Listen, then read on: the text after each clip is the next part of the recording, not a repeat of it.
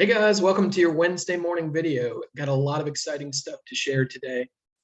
At the end of the video, when we get to the actual bridge stuff, it's going to be a question of when to ask for aces versus use quantitative no trump.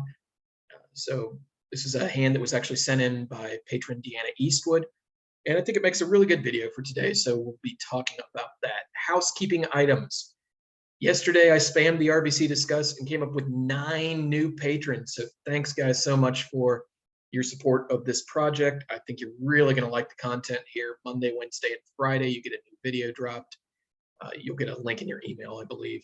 And I want to give a shout out to those new patrons. They were, in order, Deanna Laris, Lee Nackman, Gail Edwards, Linda Hanks, Carol Schull, that's my mom, Karen Popovich, Rod Arts, May Sherrod, and Linda Roseberry. Thanks everyone for joining up yesterday. And again, I'm pretty excited to have you on board the pirate ship. Hope you really like the videos here.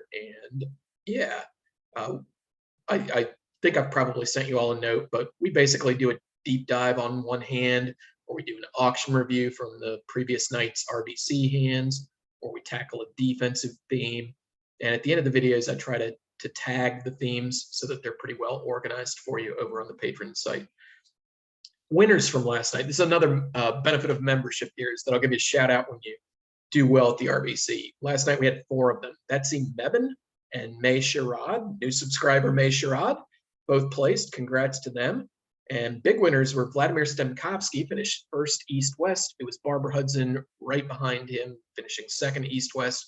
Congrats to our winners from last night. And this weekend, Flight A and Flight C are competing in the GNT competition. I might talk about that more in some later video, but it's a chance to represent our geographic district at the national level. In the A flight, Vladimir has a team put together, so go win that, guys. And Flight C had just amazing participation this year. I count 4 different teams that have RBC members on them. We got Leo, Renee, Eileen, and Ken are a team. Lynn, Cindy, Diane, Karen, Ann, and Kathy formed a 6-bagger. That's awesome. Marianne Von Sagern's got a team. Doug, Roberta, and Valerie have a team. So it's amazing that we put 4 teams in that. I hope you really enjoy the competition, have a great experience with it, and maybe we get lucky and send somebody to the national competition in July. So good luck to all our GNT teams this weekend. They'll be competing in the qualifying stages. So let's get to the hand. It's sent to us from user Deanna Eastwood, and her basic question was, when we are in no trump, like we have balanced hand opposite balanced hand, is like, what are the appropriate slam tools? When should I be using Gerber? When should I be using control bidding? When should I be using quantitative for no trump? And the hand example she sent in was from Monday morning's game at Cary. I believe that Deanna was sitting north and her partner Alan was sitting south. So we'll walk through this auction and decide, maybe how this bidding should have gone. So basic idea, when we have there's 2 types of slams, right? We have one type of slam auction where it's like somebody's got a big source of tricks and we've got a suit fit, and what we're trying to figure out is, hey, do we have any suits that were off the first 2 tricks? Do we have the number of controls right? Do we have the number of tricks right? Those are the types of auctions where we'd be using like control bidding, and we'd be using 1430 Blackwood.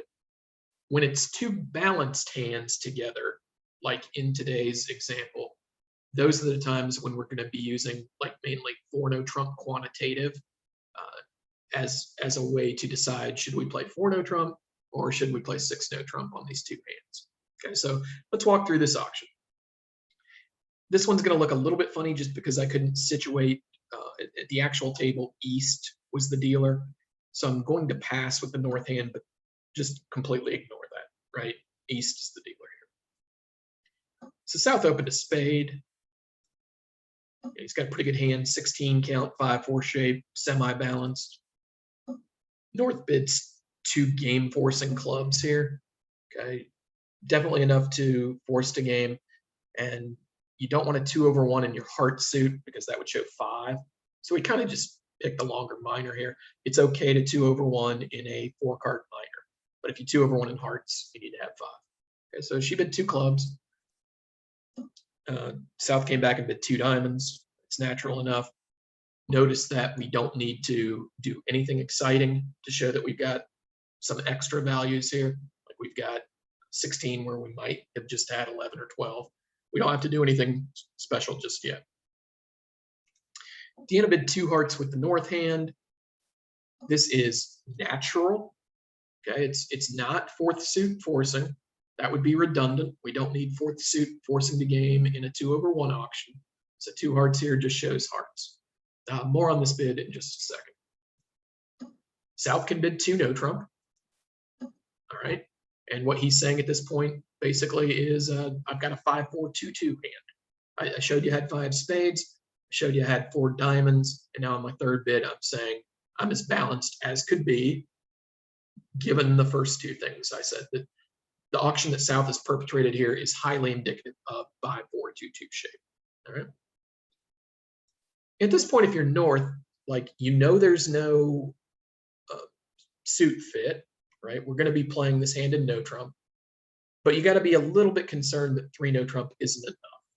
Okay, you have 17, and we're not sure if partner has, does partner really have 11 or 12, or does partner have something more like the 16 that he's actually got? We don't need to worry so much if partner's more like in the 19-20 range, because if partner's in the 19-20 range, he's not going to pass 3 no trump when we bid it, right? He's going to look at his 19 or 20, reason that we had enough to force the game, and he'll be driving or inviting or something. Okay, so what we do have to be worried about is, hey, if partner has something like 15 or 16 points here, he's going to have a hard time bidding over 3 no trump because he knows that I might just have 13 or 14 points. So at this point, North might employ a quantitative 4 no trump bid.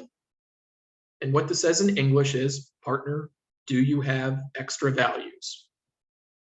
And the 2 responses to this are, you can pass to say no, and you can bid 6 no trump to say yes. And here, South would definitely say yes. You have a 16 count, where you might have 11 or 12, and you would, be very happy to answer this question with 6 no trump. And notice, like, at no point in this auction was it going to be useful to either partner to ask, how many aces do you have? Okay, we don't need to know about aces really when it's 2 balanced hands facing each other. What we are more interested in is, do you have the top of your range? Do you have extra values? That's what quantitative 4 no trump is for. So this is one possibility for an auction. An auction I actually like a little bit better. Let's rewind the bidding a couple of rounds here. And bear with me as I hit undo 8 times. Let's go back to this 2 heart bid. So if I'm North here, I think what I want to be doing is actually insisting that I declare no trump, because I've got such a good holding, such a chunky holding with a bunch of stoppers in the unbid suit here. So I actually think I want to bid no trump instead of hearts. You're not missing a 4-4 heart fit here, right? South would have never opened a spade and rebid 2 diamonds if she held 4 hearts. There's just no pattern that would hold 4 hearts and bid this way. Okay, so I don't really think you need 2 hearts as natural here. What I do want to be doing is bidding some number of no trump. And if you buy the logic that we're in a 2/1 and therefore don't need to jump to create forces, if we do bother to jump, it should show something specific. And what it shows here, in a good expert partnership with good understandings, 3 no trump here would show 15 to 17. All right, we're assigning that specialized meaning to this rebid. Partner knows that we didn't need to jump because we were already forced to game after the 2 club bid. Therefore, if we go out of our way to jump, it shows this specific meaning, 15 to 17 here. And if you had this agreement, all right, South can now look down at 16. And it's 16 with some upgrades, right? It's got a 5-card suit. It's got 2 9s. It's got a 10. South might easily reason, hey, we want to stop shy of slam with our 2 balanced hands facing each other if partner's got more like the 15, but we probably want to be in 6 if she's got more like the 17 part of her range or the good 16 part of her range. Notice that, like, I'm not concerned about how many aces she's got. That's not a question that crosses my mind. What crosses my mind is, do you have 17 or do you have 15? Okay, 4 clubs won't get us the answer we need. We don't care if partner's got 3 aces. I mean, we care, but the more important question to ask is, do you like your hand? Okay, we could bid 4 no trump here. And again, North, like, look, this is good general advice. Always consider the context of the question that partner's asking. So South here in English is asking, are you on the top of your range? What's North's range at this point? It's 15 to 17. What's North actually got? 17. And remember the 2 answers to quantitative 4 no is pass if you're at the bottom of your range, or bid 6 no trump if you're at the top of your range. And we don't really need control bidding or ace asking in these balanced hand type slam auctions. Okay. I'll wrap this up with one more hand where it might have been appropriate to use Gerber. It's a hand from the RBC a couple of Tuesdays ago where actually a lot of the field reached 7 no trump.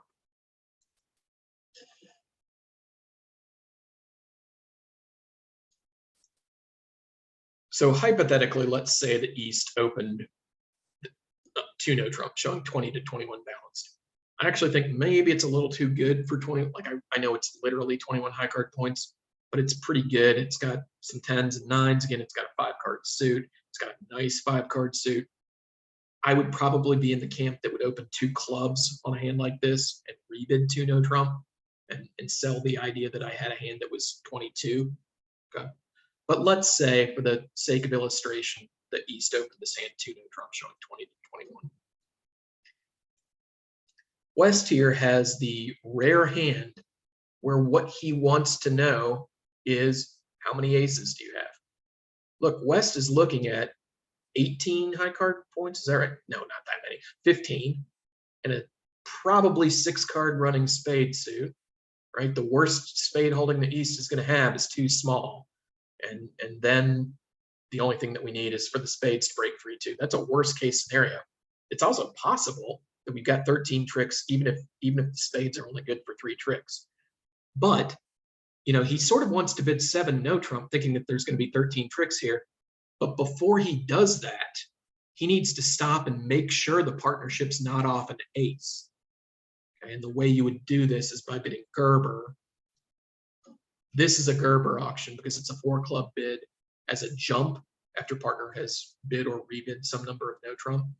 Here, this is the question we want answered. How many aces do you have? Look, if you've got the ace of hearts, the ace of clubs, and the ace of diamonds, and 20 to 21 like you say you got, we got 13 tricks almost surely, and I'll bid it. If it turns out that, you know, we have 35 points, but 4 of the 5 points we're missing are, you know, an ace that are in one of the opponent's hands, we need to stop in 6 no trump here. So this would be the rare case where four clubs is the appropriate question to be asked, because you just know you've got a slew of high card points, you've got a slew of tricks. What you need to do is just make sure that you're not off an ace before you haul off and bid 7 no trump. Okay? And generally, that's how you can think of Gerber. It's just a check to make sure that we're not off 2 aces, or in this case, that we're not off 1 ace, right? It's not, you don't have to use it. It's not like anyone decreed that thou must use Gerber before thou biddest thou slam. No, it's just the rare case where all I need to know, partner, is how many aces you got, and then I'm going to bid. I'm either going to sign off in 4 no, or I'm going to bid 6 no, or I'm going to bid 7, based on that answer. Okay. This is a hand that would be appropriate for Gerber. Dirty little secret. Almost all the people who are watching this video are using Gerber too often. It really honestly doesn't pop up that much. I mean, I guess there's no reason not to play it, but if you took it off my convention card and told me I could never have Gerber again, I'd kind of be like, yeah, okay, I won't miss it. All right. What's much more important is that you have that quantitative 4 no trump club in your bag. And that's how you handle most like slam investigatory auctions when it's balanced hand, opposite balanced hand. Tell you guys what I'm going to do, especially for you new patrons. I've covered this quantitative / Gerber discussion before. I think with 2 videos that I've made since February. I'm going to tag them at the end here, and you can go watch those if you're so inclined to hear me yak more about this very interesting subject of how to bid balanced hand slams. Anyway, guys, really a heartfelt thanks for all the support yesterday from all the new patrons, the 9 new patrons. That's a 1-day record, I believe.